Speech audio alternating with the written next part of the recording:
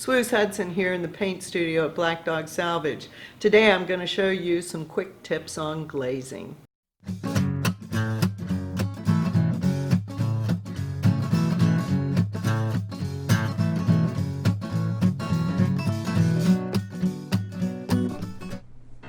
Glazes are so easy to use. Simply open your can, stir it well, and apply it with a brush. Brush it on, get one coat on, and then simply wipe off what you don't want, pushing the glaze into the paint as you go.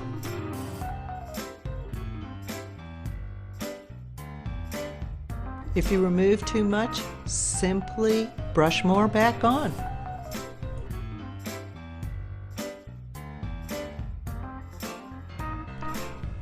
Once your glaze is dry, then you can top coat. The secret to the top coat is to stir it well. Stir and stir until you can lift the stir stick out and there's no ball of goo on the end of it.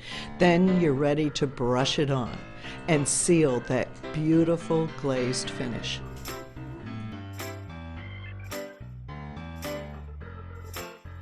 This glazing technique is one way to achieve the look of a dark wax when you don't want to use wax. Hope you enjoyed this quick tip. Look forward to seeing you soon.